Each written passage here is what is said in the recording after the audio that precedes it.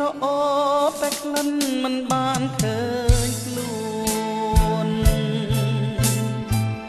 ក្លិនណាយម្ចាស់ស្ងួនពួននៅឯណាចង់ឃើញចង់យល់ចង់ស្គាល់ភាំងត្រា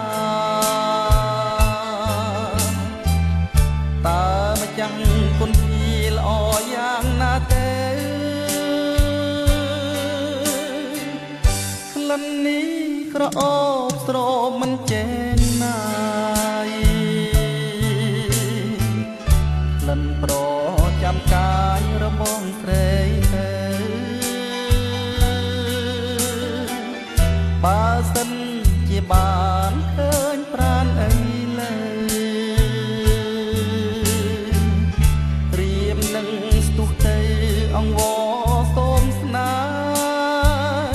លះខ្លួនដល់ណាជីវ៉ាបងតើបំណងអូនមិនដេចដែររៀបខំស្រែកហើយមានស្នេហ៍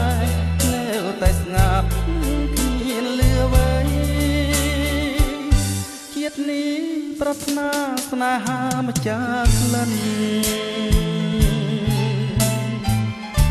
កែវ៉ាយបើសិនអូនមិនប្រណីនោះមុខជារៀមក្រមក្រៀមលោកស្រីព្រោះមិនបានស្រីដូចក្តីបំណងគួរអូនអាណិតដល់ចិនរៀមរា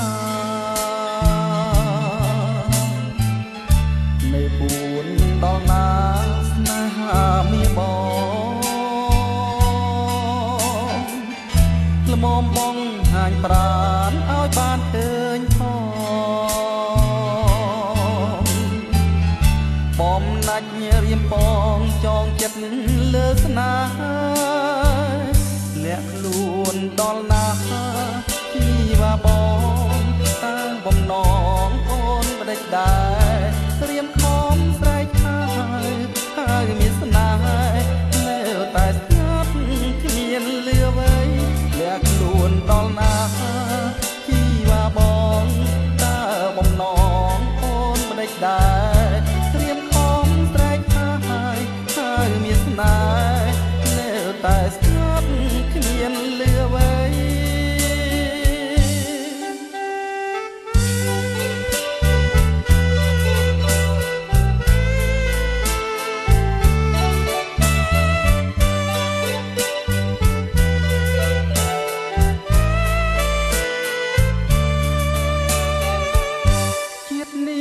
ប្រាថ្នាស្នេហាម្ចាស់ក្លិន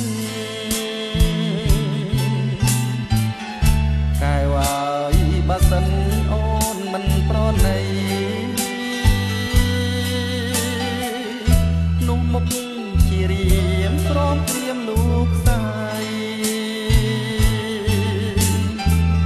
ព្រោះមិនបានស្រីដូចក្តីបំណងអូនអាណិតដល់ចិនរៀមរានៅពួនដល់ណាស្នេហាមានបង